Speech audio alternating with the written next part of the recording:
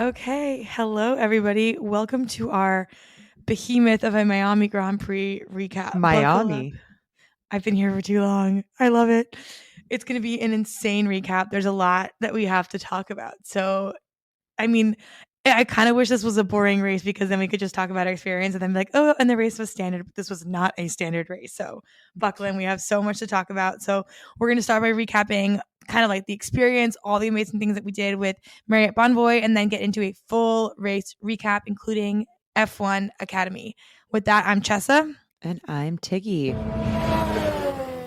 All right. So our experience, first of all, we have been here with Marriott Bonvoy, which has been amazing. We have stayed at the Ritz-Carlton here on South Beach. So we checked into the hotel on Wednesday night after the F1 Academy Pilates event. We had the best night ever editing the episode, prepping for Thursday interviews, which there will be lots of live footage of our behind the scenes. We got room service. It was lovely. Wait, I need to jump in on the room service thing here to talk about the amazing service that we had with. Well, Chessa doesn't know how to use a desk phone. I was having a little bit of an issue ordering the room service with the room phone. So you called on my regular phone, and then they're like, "Oh no, is your phone broken?" I was like, "Yes." They sent up the most incredible engineer to come fix the phone, and he brought this little chocolate hammer as like a token of like, sorry for the inconvenience. It was incredible service, but it turns out he had to just teach me to use the phone. So that was great. Very nice man. But shout out to the team that made all of this happen at Marriott, Lucy and Gwen, among many others, I'm sure. But they are the absolute MVPs. Happy belated birthday to Lucy. And Gwen was with us all weekend. And we just had the best time talking all things F1. And it was so fun. We're so grateful for the experience. So thank you both. And thank you to the team. We will dive into our entire Marriott experience, going to the Mercedes Miami Club every day, Paddock Club, the surprise Mercedes garage tour, which I'm still recovering from. So we'll do all that throughout the episode, but we just had the best weekend of our lives and can't wait to talk about everything we've done. So on Thursday, before we jump into everything that we did with Marriott, we have to say that we obviously did the Checo interview. I'm having a hard time like even articulating it because it was insane. I'm also so tired. But it was so fun. We had a big Red Bull day with them. We interviewed Checo and Liam Lawson, which was surreal. We actually know that they deserve their entire own episodes. That's going to be coming on Thursday. And then they also did an amazing sort of like day-long event at a separate track outside of Miami. We got to interview the Alcabasi sisters, Hamda and Amna. And then we also interviewed Lindsey Vonn, the absolute dominant Alpine multiple Olympic champion, medalist, skier. She's such a legend. And she's also a lifelong F1 fan. So we had very interesting conversation with her, and we'll be releasing that as a separate interview soon as well. Also on Thursday night, we went to this amazing Red Bull dinner. It was actually so cool. Red Bull as an organization has so much more going on outside of F1. Obviously, they're dominant and killing it in F1, but the absolute just what's the word? Family. Yeah, the absolute family and machine that Red Bull is with marketing, with artists, with all these different athletes across so many different sports and creators. So it was so cool at dinner to meet a bunch of those people. There was a snowboarder there were rock climbers, there were like free jumpers or pilots or whoever, but just like these crazy, amazing athletes and so many creators and creative people there with Red Bull. So it was just really cool to see the broader organization thrive and just how creative and fun everyone is. So we absolutely loved that dinner. And it was also on a beautiful kind of island sort of off South Beach overlooking the water. It was Yeah, amazing. that was good. We had really good salmon. It was great. Okay, let's talk about Friday. So it does kind of feel like our race weekend started on Wednesday, but actually the race weekend officially started on Friday.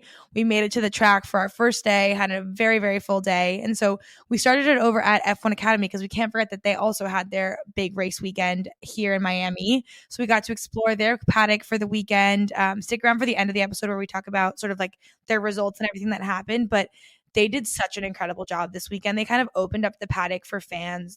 Fans could kind of see all the way down, see all of the different garages, and kind of throughout the weekend there was just such a hubbub happening around the F1 Academy paddock. There was people and fans waiting for posters with the drivers, photos, autographs, just a lot of action, a much bigger platform for them this year, which is incredibly well deserved.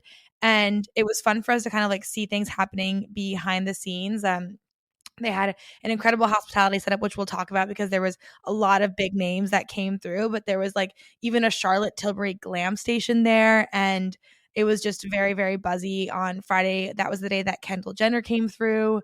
She's part of the Tommy Hilfiger family, and Tommy Hilfiger is sponsoring Maria Marti's car this year. So it was just like it was like a pinch us moment because when we were there in Austin with them last year, that was the beginning of like we're just getting started, the beginning of showcasing this amazing platform, and to see that people were really just coming to the race and showing up all that for F1 Academy itself, and it did not feel like an afterthought at all. Not that it did in Austin, but it just makes us so happy to see this is like a really good race weekend for them happening in parallel to the F1 race itself. So it was very exciting. Yeah, fully second all of that. It was so fun to see the growth from Austin to now in Miami, and I'm sure there's just more room to grow and so much more to come, but it was really cool to see. My favorite part was just that the garages and the cars were accessible to fans, that they could just kind of walk through and see the drivers, and how excited the drivers were to be signing autographs. And I got chills every time walking around and just hearing people like talk about F1 Academy, just, kind of in the Yeah. periphery, like, oh, did you catch that F1 Academy quali? Like, that was so great or so cool. And people you wouldn't necessarily expect to be fans. Like, I was like watching listening to older men like talk about it. And It's I was just like, incredible. that's amazing. This is just so cool. I got chills multiple times this weekend. So super excited to see all of that support and all of that excitement surrounding the series. We then spent the day with Marriott and Mercedes in Paddock Club, which was amazing. And it's such a cool spot to watch from since it literally overlooks both the paddock and then also the pit lane. And so this is where we saw Kendall Jenner with Susie and Tommy taking pictures and kind of walking around. We also spotted Ed Sheeran walking through the pit lane, which was Yeah. cool. The Paddock Club is such an interesting thing. So this is our first time at the Paddock Club. So like to kind of explain it, and I think it's different at every race, but here they had all of these different sort of like suites. So Mercedes had one, Ferrari had one, some of the teams had theirs, and you basically get to sit with the team all day, and they have really amazing programming. So while we were there, we got to hear from Mick Schumacher himself, which is the Mercedes reserve driver, and he's just so incredible and so like held the crowd so well. And Mercedes is so organized. So he stood up on the stage, and behind him, they had all of these different graphics showing. And he was like kind of talking through the weekend using these graphics as a cue. My favorite part was they kind of like had a graphic of what the track looked like. And then they overlaid like weather and sonar stuff. And then we're drawing all these different arrows to think about like where the wind might affect certain areas of the track. And he was like literally pointing and being like, oh, the wind might cause like understeer or oversteer here. And like giving us such cool insight that like how a driver thinks about the race weekend. So that was really exciting. And then they also had Esteban Gutierrez, who is sort of like a Mercedes team ambassador. He's a former F1 driver. He's also Mexican, so I was very excited to talk to him about that. And yeah, they definitely just line it up, and the level of insight and experience that you get from being in the Paddock Club is incredibly unique. And Tiggy also had an incredibly unique experience. Oh my gosh. I got surprised with a Mercedes garage tour. Thank you, Marriott. Thank you, Gwen. Thank you, whoever made this happen. But God, is that I was you? actually, I was like, what did I do to deserve this? I'm so excited. So went down in the garage, and because Mercedes had brought upgrades and because it was a time of the day where the cars were being worked on, so some of it was like open, the car was open bodywork. So you couldn't take any pictures, no videos. That's why you did not see anything on our stories, because we want to respect the proprietary information Also, that Tiggy would exists. go to jail. Who I knows? would never give away Mercedes secrets. But it was so cool. I learned so much. I literally, after I got to take my phone out again, I typed up every single note and thing that our tour guide, I don't know if that's the right word, but the person escorting us through the garage just wrote down every single thing he said, because he gave us so many cool educational snippets that we'll definitely be talking about more and doing kind of reels on and that sort of thing. But a couple highlights that were really cool. So we got to see the fuel laboratory, which when we went to Austria and we got a tour of the the McLaren garage, we didn't see a fuel lab because only the teams that have customer teams have those fuel laboratories. So Mercedes, their customer teams are McLaren, Williams, Aston Martin, and they have to use Petronas fuel. And so Mercedes gives them that fuel, and those teams have to send those back for testing to Mercedes in the garage in this like sort of oil laboratory. And they get tested for a bunch of different stuff, and the FIA also tests them. But it was cool to see it was looking like kind of a science lab in the garage with all this crazy machinery that some of that machinery is only used in like making chocolate, which I was like, this is so wild Insane. and funny. But that was really cool to see for us STEM lovers out there. One of the fun facts was I got to see Toto's seat, like the screen that he looks at. And, whenever they pan to him in the garage, where he's sitting. But they've had to reinforce the table that he sits at because he like bangs his fist on it. And so they It's reinforced the table, which is it's such a fun hilarious. fact.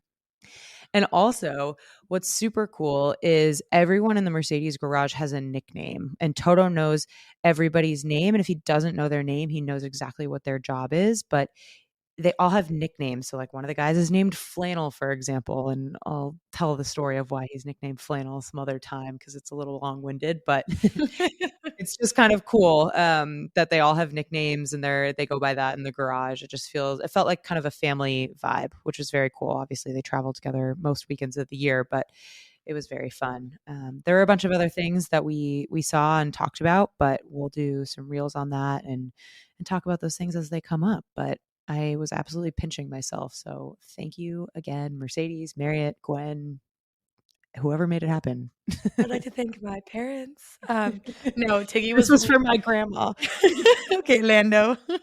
So Tiggy came up to the Paddock Club after and was just like absolutely buzzing. I loved hearing all of that. And then after we wrapped up the day on track, we got to go to the Almave. Well, actually, it wasn't an Almave. They were serving Almave, but it was Lewis's +44 line. They did a collaboration with NASA and they threw this like really cool space themed launch party for that. So we got to go. Tiggy tried on a bunch of jackets, which I'm I sure we'll be did. getting. And we tried Almave, which was good. If you guys, it's like Lewis Hamilton's alcohol-free tequila brand, and it literally smells like tequila. It's uncanny. So that was really fun. And then, it's Friday. We went out a little bit, but we came back and had an early night because we had to be well rested for Saturday, which had a lot of fun things in store for us as well. So for Saturday, we started our day again at the Miami Mercedes Club to watch the sprint race, which is the big Mercedes Hospitality Center between turns 4 and 5. And like we said, just so grateful to be there with Marriott Bonvoy. The setup was just a dream, incredible commentating throughout the weekend. I was like, they should hire this guy on Sky Sports or F1 TV. He was Or so good. we could hire him to the podcast. He was that good. No, I'm just kidding. He was definitely better than us. Yeah. He was incredible though, and they just had a lot of fun challenges and things for people to do. There were a couple racing sims where Mick had set a lap time and people were trying to beat it. This one guy got within 6 seconds of Mick, which maybe sounds like a lot, but also just very impressive to even I get within know. 6 seconds of a former F1 driver. But also some other things. There was like a football competition that I really was horrible at, trying to throw footballs at. They wouldn't even like start the competition. They were like, you can play around with it, but you don't even get to do it. Yeah, football's not my best sport, but that's okay. Um, they were also just doing a lot of cool educational things. So shout out to Dylan, who works for Mercedes. He was walking around with a couple of really cool things. So one was Mick's seat. He literally had Mick's carbon fiber seat, which we'll do a reel on because it was amazing. But he was talking us through the insane details of that. He also showed us Lewis's old steering wheel. So we'll do an explainer reel on that as well. But he was super knowledgeable about all those things. He brought us wheel nuts and was talking about those. He was like, these girls are nerds. I'm going to go engage them because they're going to listen to me. It was awesome. It was amazing. So also on Saturday was the first F1 Academy race. So as a reminder, they have 2 races throughout the weekend. The first was on Saturday. And and we kind of got to be we left the Miami Club and then we went over to their paddock to see what was going on. This was a big day, like starting the big push for all the amazing people coming through. A lot of the wives and girlfriends, in this case, it was some of the girlfriends of the Ferrari drivers came through. Tiggy and I got some glam from the Charlotte Tilbury team, which was really, really fun. And yeah, no, it was just amazing. Like it was jam packed. Like people were out there watching all of the ladies get in their cars. It was really special. And then we have to give a shout out. We met Morgan Riddle in the F1 Academy hospitality area, and she's an absolute gem of a human being. And we're so excited to see her wearing our merch, the red martini tee. And we absolutely love that she's been getting into F1. Of course, she is a star in the world of tennis, and it's just so cool to see her kind of like jumping across the aisle to other sports and supporting F1 Academy and these other women. Yeah, so fun. One other thing, we got to see my mom on Saturday, which was so Yeah. nice. So my mom is not a big F1 fan, but she's getting into it. And so she brought a friend and they got campus passes and bopped around. So that was really fun and cool. And we got to meet some of you that day as well. But like one anecdote about my mom, first of all, they were wearing our merch, which was amazing. And they got some fun compliments on that. But they were staying at the same place that Daniel Ricciardo was staying. And they rode the elevator down with him on Sunday morning. And he had his suitcase. He was just by himself. And my mom was like, "We shouldn't be holding you up," because he like held open the elevator for them. And apparently he was so nice and so normal. And I'm still laughing that my mom said, because Danny Rick had a really good first half of the sprint Saturday. She goes, "Congratulations on the first half of your day." I'm like, Something that only moms can say and get away with. It was utterly adorable. so Um, funny. And to end our day on Saturday, we had a very special guest at the Miami Club Saturday evening. Lewis Hamilton, literally Lewis Hamilton, came by and spoke to everyone. And I feel like we took a video of his whole, like a lot of his answers to the questions that they asked because they were just so wholesome. But it was overall, like, Tiggy, you add to this if you want, but we got to see such an interesting side of him. Like, they were asking him questions about the weekend, but he's such an incredible storyteller that he was kind of like tying them back to his childhood and growing up. And like he grew up in the UK, of course, but his mother dated an American Air Force Yep. person, pilot, soldier, Yeah, someone who lived on the air base in the UK. So Lewis was and it was saying, American. Yeah. yeah, that he spent a lot of time on the base, and what they would do on the base, it was a lot of American kids and families, is they would on Halloween, they would trick or treat. And so he's telling this whole story about why he loves America so much because of, the holiday thing, the Halloween, the positivity, the like fun nature of it. And then he would try and go trick or treating on Halloween in the UK, and like no one would ever have candy for him. And they'd kind of just Yeah. be like, what the heck? But it was just like fun to hear this this whole side of him. And then of Yeah. course he's like the most eloquent man. So he tied that really well back into like his story about why he loves the US, and we love him.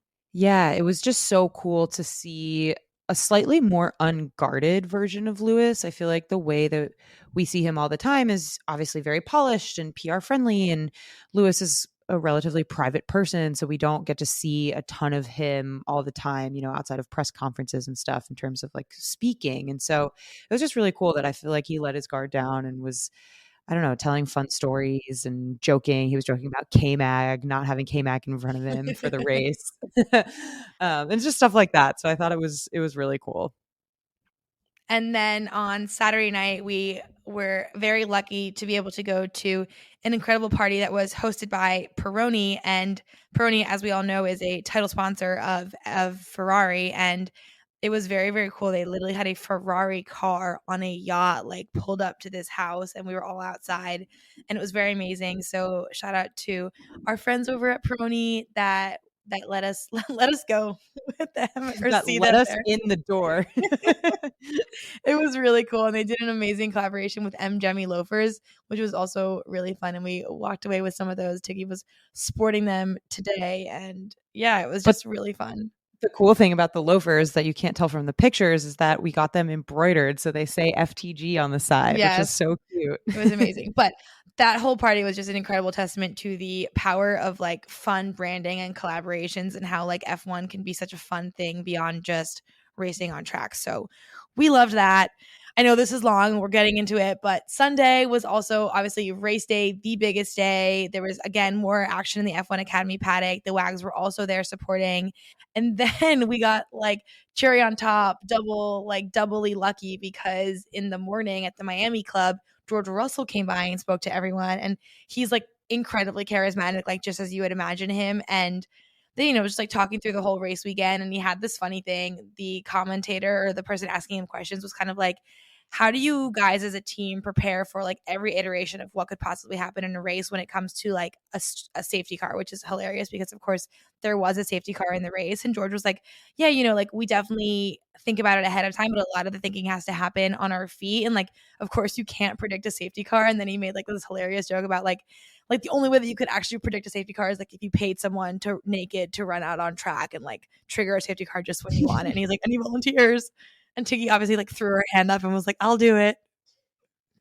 Wrong, false, fake news.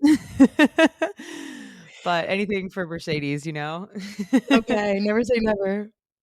Anyway, so also on Sunday, we had a fan meetup, a listener meetup, which was so fun.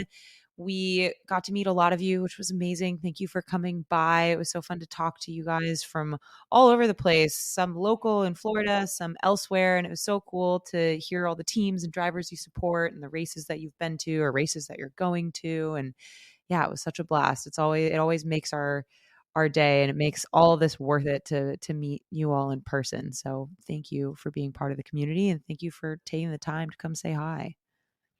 And then we had a very lucky treat of a race watching situation. So some of the race was caught from the Red Bull Energy Station, and they actually had their F1 Academy drivers there for a little bit too, which was really exciting. And the energy was very electric. We'll give you a full rundown of that on Thursday. And then we ended the weekend in the absolutely electric Miami Club. Carl Cox, he's an iconic British DJ, kind of like closed the night DJing there, and people were dancing. The Miami Dolphin cheerleaders were there, like ripping out incredible routines. It was very fun. That vibe was insane. You would have thought that Mercedes had won the race, but everybody was so happy for Lando and for McLaren. And we were joking, there is nobody in this entire stadium who is not happy for Lando Norris having his Including first Max. win, including Max. Everyone was just so happy, dancing, and we were joking like, well, McLaren is a Mercedes customer team, so maybe they're just happy about that. But it was like Like, it was I remember one point I was going up to the bar and someone, like, ran past me, they're like, "Non-Max win! Champagne!" it was so fun. The vibe was amazing. You would have thought we were in the McLaren club, but For we were sure. not. And to round out the amazing weekend, we are now recording this from our rooms at the Ritz-Carlton, and so incredible weekend, and in honor of the amazing time we had with Marriott Bonvoy, they're gonna be sponsoring our MVPs and LVPs. So this is the Marriott Bonvoy MVPs and LVPs. Okay, Woohoo. MVPs. I think obviously Lando is an MVP, but I gotta give it to the Ferraris too. They had some really strong praise. The pricing horses Prancing praise. praise. They had good pace. And also, like, shout out to all the people that made this weekend happen to us. They're the real MVPs. Yeah, huge second to that. Shout out to everybody who made it happen at Marriott, at Red Bull. Danielle, thank you for everything. Just the entire weekend. Obviously, the people at F1 Academy, Katie, Evie, and co. But yeah, for MVP, I have to go with Lando. It's hard to go with anyone else. I think it felt so good to see him win with Max not DNFing. Like, I think it would have been hard. Obviously, Max had a Yeah. little damage, or it seemed like he had damage going over that cone and potentially ruining his floor, whatever happened there. But it was so nice to see Lando win on merit, and real merit it was, and so well deserved. That safety car restart, he executed it perfectly. And as he was, kind of building the gap to Max, we were like, is this real? Is this real? I was those last 20 laps, my heart was like in my throat. I was like, oh my gosh, this is so crazy. I can't even hope for this until he actually crosses the finish line. But he deserved every single accolade and every single support and hug and praise that he got today, because he crushed it. Someone messaged us, which was funny, a listener saying Adrian Newey announces his departure and Red Bull starts losing, which is funny timing. All right, what about LVP's take? Kevin Magnussen, you are my LVP of the weekend. Come on, man. He was all his penalties in the sprint, the way he was driving and holding Lewis up during the sprint and just kind of being reckless, I thought, and then taking out Logan during the race in Ouch. a reckless way. I really did not like the way he drove this weekend, unfortunately. I mean, I love Kevin Magnussen, but this was not his weekend. And it This sucks when it ruins it for other people, you know? Yeah, that wasn't it. I will second that, but also I think the Alpines fighting wheel to wheel on lap 1 was just absolutely whack. Like, they did not need to be, like, going wheel to wheel and basically hitting each other. It was wild. Yeah, that wheel-to-wheel racing was crazy. I was like, "What is Travis Kelce thinking in the garage right now?" Oh, yeah, that's another LVP. They brought Travis, but not Taylor. Okay. I feel bad for Travis, though, because it's like he's obviously such a star as well, and everyone's He just, like, sad is. and disappointed that he didn't show up with his girlfriend. I know. Well, there you have it, our Marriott Bonvoy MVPs and LVPs, and now we'll be switching over to regularly scheduled programming with our full race recap. We've always been huge fans of Marriott Bonvoy, and especially after this weekend, it was amazing. Marriott Bonvoy is, as we all know, an iconic brand that goes just beyond hotels, and they provide experiences that connect you to the people, places, and passions that you love. And with your Marriott Bonvoy membership, you can do things like get closer to the Mercedes-AMG Petronas Formula One team around the world, which is exactly what we did in Miami. One thing we absolutely love is the Marriott Bonvoy's Moments. It's an incredible experiential platform that matches you to once-in-a-lifetime experiences based on your interests. So as a member, you can bid your points to access amazing experiences like, for example, the Miami Club at the Miami Grand Prix, but also things like concerts and wellness and so much more. Marriott Bonvoy gets you closer to the things you travel for. Hi, everyone. Welcome back, and thank you for bearing with us. It was a very exciting race. So, we have more to discuss, including Lando's first ever win after more than 100 race starts. So well deserved. We've talked about this a million times. We're really big fans of the whole team at McLaren. Everyone there is incredible, and so much work went into this. So, we were absolutely thrilled to have been there. I'm Sarah. I'm Chessa. And I'm Tiggy.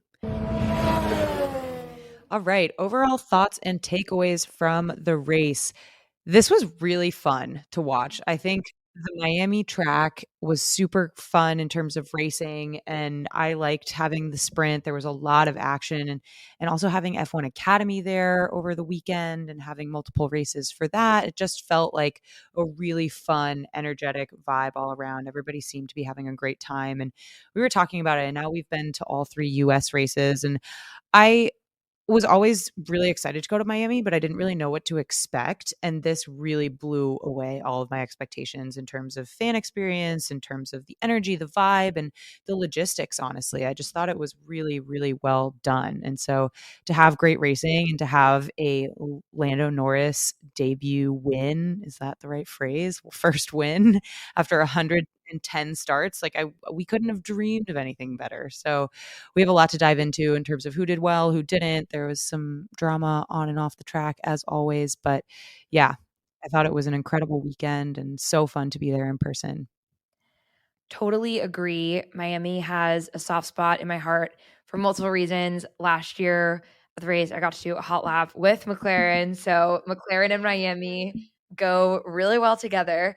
But I completely agree. I think from a track and fan perspective, I was really impressed. There's definitely some traffic getting to and from the track, but once you are there, I think the fan experience is great. There's so many interesting activations, food and beverage options, really interactive fan zones and experiences for everyone. And then, of course, a ton of hospitality and different team setups. But I think overall, great setup at the race. And I think it's making a case for why it's on the calendar. We had some incredible overtaking turns 11 and 12, where the Red Bull Energy Station is. I sound like a broken record on this, but that is one of the best places to sit on the calendar at those turns. It's incredible. Almost every single big overtake where if you were watching on TV, were thinking, oh my gosh, that was crazy. All the Haas battles from the Alpine battles, all of that turns 10 and 11.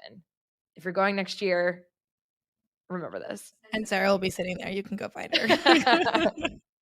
Yeah, I mean, you guys said everything. I just think the biggest thing is it's not often that you see a driver win their first race, and it's very, very rare that you get to be there when they win their first race. And I think just like not just be emotional, but like it kind of gives me chills, like just to be able to experience such an amazing moment and be able to feel all of that palpable energy. And like Miami, you take the cake for me. Like this is one of the best F1 weekends I've ever had.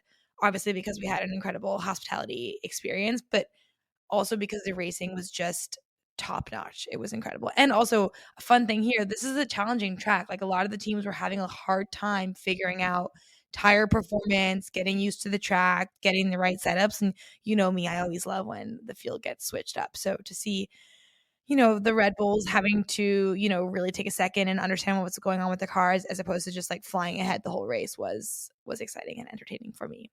Okay, what is everyone's favorite weekend moment if you had to sum it up in one sentence? I can't sum it up in one sentence. We'll try. He's a DNF from Done. To Sarah, your turn. No, okay. I'm gonna be brief, but it's not gonna be one sentence brief. Okay. Talking to all the drivers we talked to was incredible. So we talked to some F1 Academy drivers, Lola, Aurelia, Leah before the weekend. Those were just incredible conversations, and these young women are amazing. Then also, obviously, interviewing Checo and Liam, such a highlight. Anytime you get to talk to a driver face to face, there's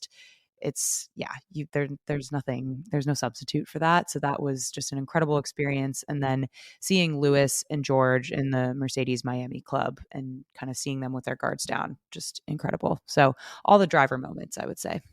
For me, definitely Red Bull. As anyone listening to this knows, I am a huge Red Bull fan, and I cannot wait to dive into all of that on Thursday. But absolutely incredible to get to see some of the behind the scenes at the team. And Checo and Liam, as Tiggy said, were incredible, so gracious, so friendly, amazing to talk to. And I absolutely cannot wait for you all to hear that on Thursday.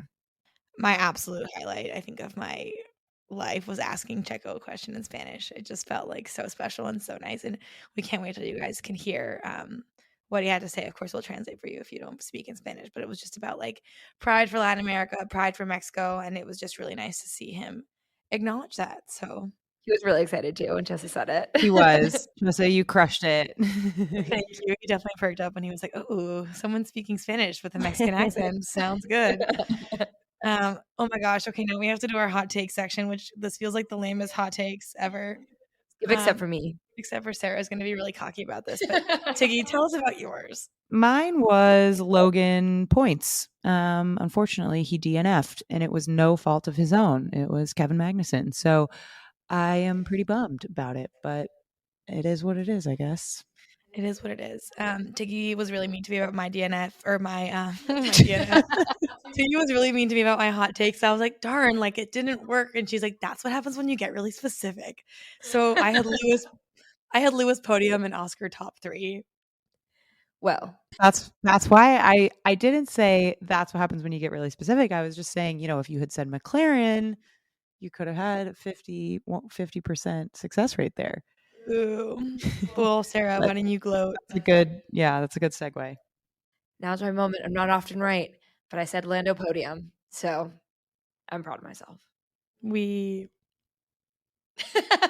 Thank you for the enthusiasm, Jessa. All right, for the sprint. So pretty standard practice, but the only thing to note was that Charles had a spin out where he lost the rear of his car exiting turn 16 before he was able to get himself turned around. So that was a bit of a rare mistake and moment from Charles, but the real excitement, sprint quali. So interesting session. It was fun to see all the upgrades out for the first time. The McLarens definitely looked quite strong with a 1-2 and SQ1, which was, hello foreshadowing. But unfortunately, Mercedes wasn't able to make it out of Q2, which was definitely a shock. Red Bull came out on top. Of course, Max said that despite it being a terrible session, he goes, somehow we were first.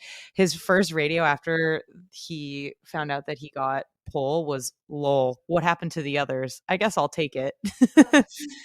But overall, Max was frustrated at the start of the weekend. Also a bit of foreshadowing, I guess. You never know when drivers are sandbagging or teams are sandbagging or not. But yeah, it was interesting to see that, Max didn't win this weekend. But the sprint, we did have Max, Charles, Checo, and Danny, which was crazy. It was a roller coaster of a day for Danny in the end, but a big P4 to start the day off. And that was really exciting. I do think Max is pretty accurate in the sense of, yes, by other team standards, sometimes when he's saying the car isn't up to snuff, it's still a P3 car. It's not as if it's actually an unworkable car. But I feel like sometimes when he is early in the weekend, I'm thinking of Singapore last year talking about the car not working. Sometimes it is actually like, whoa, this is granted, it's still P2, but It must be jarring for him to be driving, like, knowing everything that's happening with the car, feeling really good with the balance, feeling really strong, and then all of a sudden, like, to enter a weekend and have it feel different. Like, that's gotta be jarring for anyone. So, for the sprint, really quick, we had an exciting start. Max held off Charles. Is there getting an echo now? Nope, I'm losing my mind.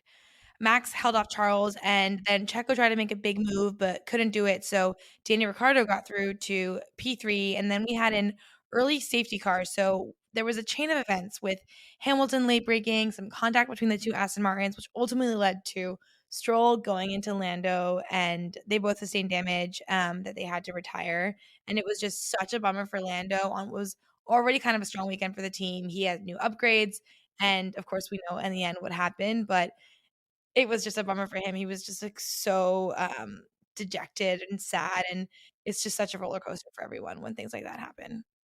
and then after the safety car for that, Max got away on the restart. Charles was solidly in P2 the whole race. I feel like Charles had kind of a quiet but extremely solid weekend. Checo had an easy pass on Danny to get P3. Lots of amazing wheel to wheel action. Danny held off Sainz for the whole race to keep P4, which was thrilling. Danny was so happy with that performance. Super long DRS train. Lewis was stuck between both Haas's. There's a lot of back and forth in the middle of it all. Yuki had a great overtake to get between K-Mag and Lewis. And then, of course, we had penalties galore. K-Mag for cutting a chicane, and then 3 more for other incidents.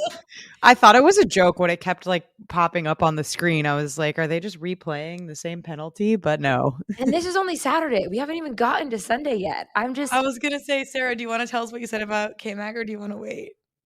what's it now? I can't even You said remember. K-Mag is a tyrant. I'm just frustrated. I feel like this is more for Sunday, but it's so, so sad when someone's race gets ruined, when it's completely unnecessary and from just really aggressive driving, and that's exactly what happened to Logan at his home race when he's having a hard time. The last thing he needed was to be completely taken out by Kevin Magnussen, who already Hear, had, like, hear. 6 penalties for doing that to other people. The last thing Williams needs is another repair job and bill for that when it's not Logan's fault for crashing. Bill getting sent to K-Mag, that should be allowed. I feel like there should be. We're taking it out of your salary. Uh, anyways, to wrap up the sprint, so actually Lewis ended up getting a post-sprint penalty for speeding in the pit lane. So kind of a lot of chaos. So in the end, we had the following drivers pick up points in the sprint race. Remember, only top 8 get points here. It was Max, Charles, Checo, Danny, Carlos, Oscar, Nico, and Yuki. Shout out to Hulkenberg. The other half of Haas Seriously. was having a good weekend. Yeah, he was. We've had a lot of conversations about our thoughts on Nico going to Sauber/Audi in 2026, and I think he's proving himself pretty well in that Haas. So on to quali for the race. So this was also Saturday afternoon. So Q1, the big drama here was that Danny Rick was out in Q1 after an amazing P4 in the sprint. What a crazy, crazy day for him. Just kind of whiplash. Plus, he had a 3-place grid penalty for causing a collision for the race already. So not great. As my mom said, congratulations, Danny, on the first half of your day. Then Gasly had a great performance to get out of Q1, and the cuts were Joe, K-Mag, Ricardo, Danny Ricardo, Sargent, and Bottas. And then Q2, so Albon unfortunately had a big understeer incident of just not being able to get the car turned. So he was out alongside both Aston Martins and both Alpines. And that means that Nico Hulkenberg was into Q3. So we love to see it. For Q3, Max got provisional pole and then didn't improve on his last flying lap, but was still able to get pole. legendary. And the Ferraris were looking great. It ended up being Max, Charles, Sainz, Checo, and then the McLarens. It was actually really interesting in Q3. I feel like usually the track conditions improve unless like weather or something is crazy in Q3, but the track actually got slower in Q3, which was wild. And it wasn't just Max who was not improving on his time. Like none of the drivers were improving on their last flying laps. So I thought that was kind of interesting. That's what Lewis said to us. That's what Lewis said to us on Saturday night, that like the window for the tires doing really well is so small on this track that I guess that window happened in Q2, and then at Q3 they kind of already lost out on that. Okay, getting into the race, dun dun dun. Okay, so we're just gonna give you a quick rundown of how the race happened because it was just an amazing race to watch. So crazy start. Checo absolutely sent it. He had, though, a big lockup in turn one, sent him flying past the Ferraris. He literally almost took out his own teammate, Max, which, I mean, the universe wouldn't have been prepared for that. So that didn't happen. But that allowed Oscar to fly through to third, which was amazing to see. And then, like I said, the Alpines were doing some very tight. Let's honestly like conservative. They were kissing each other on the wheel to wheel action there. It was incredibly stressful. And they had both Patrick Mahomes and Travis Kelce in the garage. So if they had taken each other out at the beginning, it just would have been a look for sure. So for the first day, we had Max, Piastri, Charles, Carlos, Checo, and Lando all through, P1 through P6. And then Cone Gate happened. Then the cone. So this is around lap 20. Max just absolutely flew over a chicane. We've had a crazy day, so I still haven't watched the replay to see exactly what happened, but he got major air, hit a cone, which in F1 world is called a bollard, which I also learned today. And it was dragging under his car until it fell off. It didn't immediately cause a VSC, but it was very clear this cone was just in the middle of the racing line. So they had to call a VSC and send a marshal jumping. This is in a super narrow part of the track. Send a marshal jumping on to collect the cone, back off. Under the VSC, everyone kind of started pitting. So everyone at the front pitted, and Lando had track position until K-Mag struck again and helped deliver Lando his maiden victory.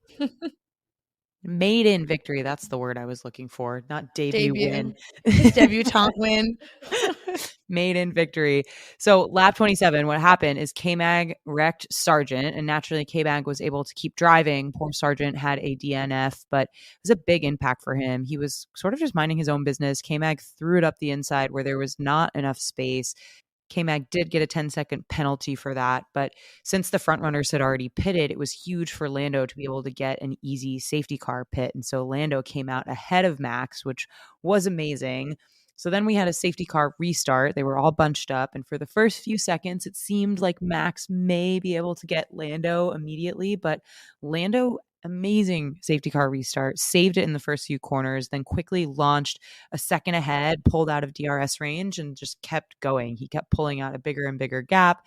3 seconds, then 4 seconds, then 5 seconds. We were like, what? Tiggy was like, 5 seconds. I was like, 5 seconds? I was like, is Max saving his tires? Like, what's going on?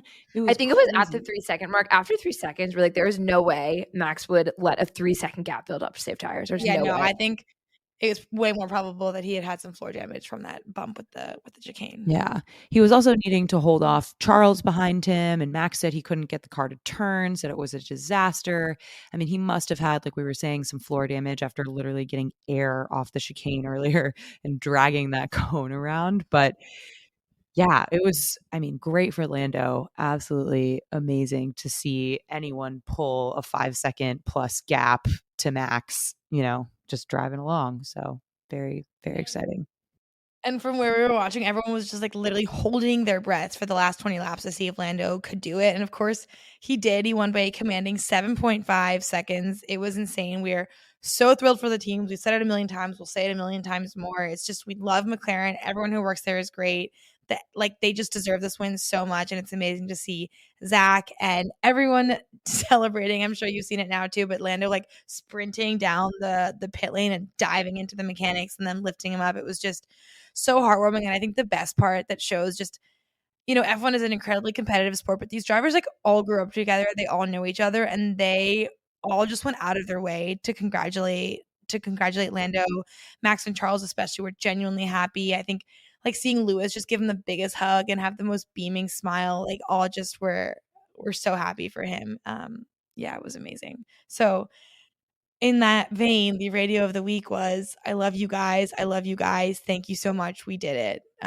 It was just incredibly heartwarming. And then I think runner up radio of the week was like, I did this for my grandma. It was That so was cute. so Thank you, sweet. Mom. Thank you, Dad. This is for my grandma. So sweet. So sweet. And he said we did it Will to his race engineer, which I thought was very cute. For Red Bull, we had the most amazing time interviewing Checo and Liam. So many things to say, much more that can fit in this already too long episode. So we can't wait to discuss that on Thursday.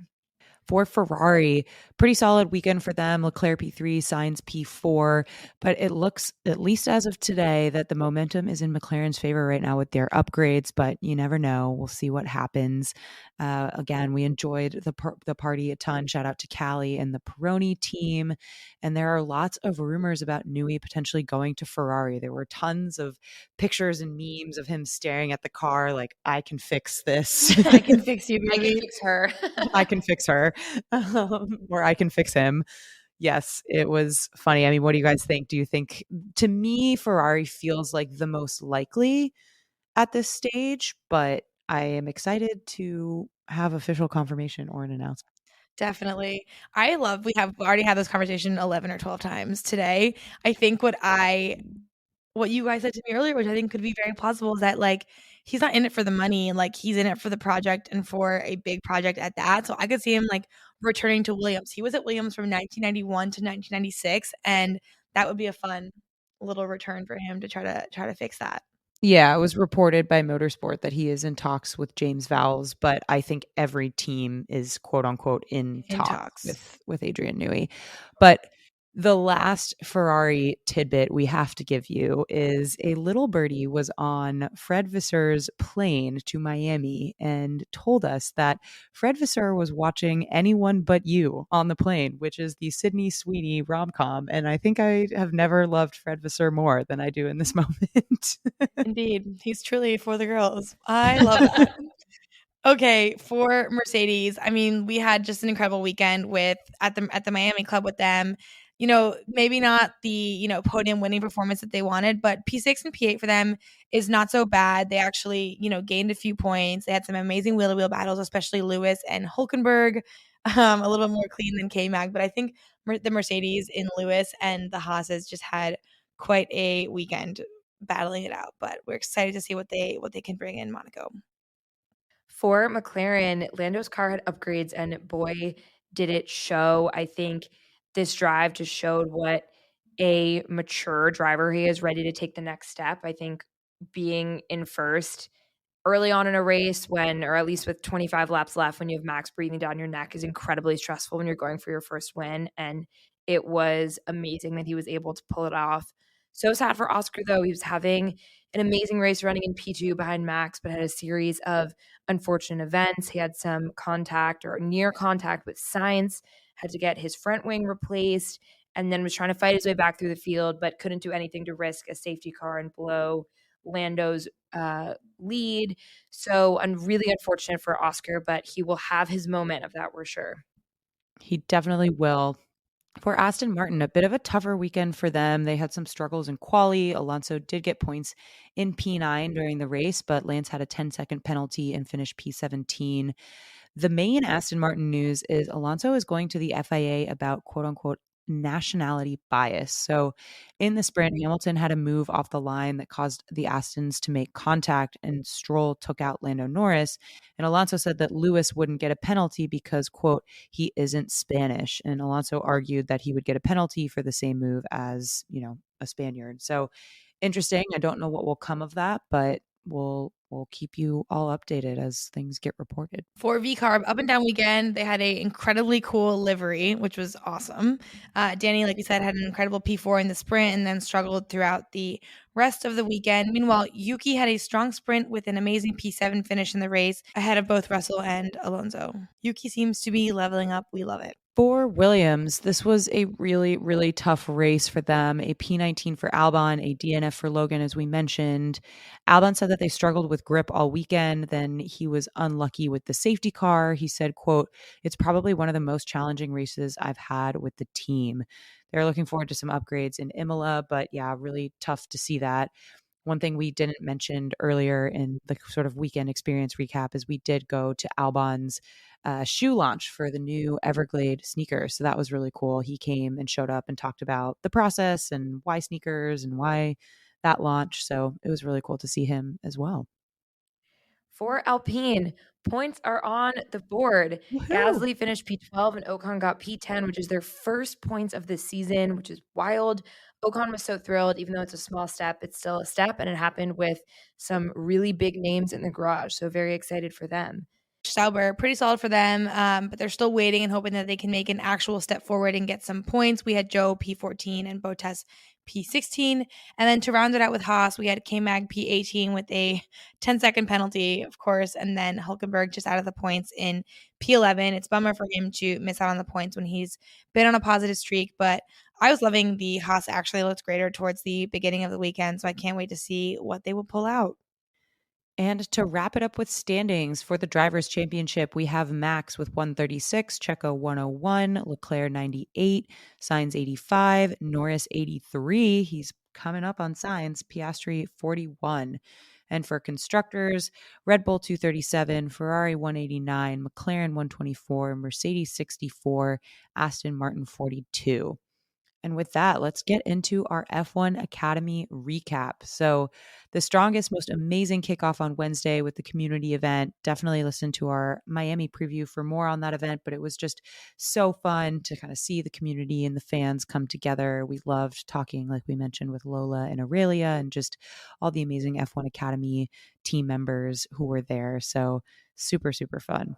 Yeah, incredible weekend for them. I will say this now. If people are complaining about no wheel-to-wheel action in F1 and they get bored, they just need to switch over and watch F1 Academy because it was jam-packed. It was really incredible. So, quick recap for quali. The Friday or quali was on Friday. It's only 30 minutes, so the drivers really got out quickly. And remember, the grid for race 1 is set by the fastest quali lap times, and then the grid for race 2 is set by the second fastest quali lap times. So, which means there's a lot of pressure for these drivers to get 2 really solid laps in.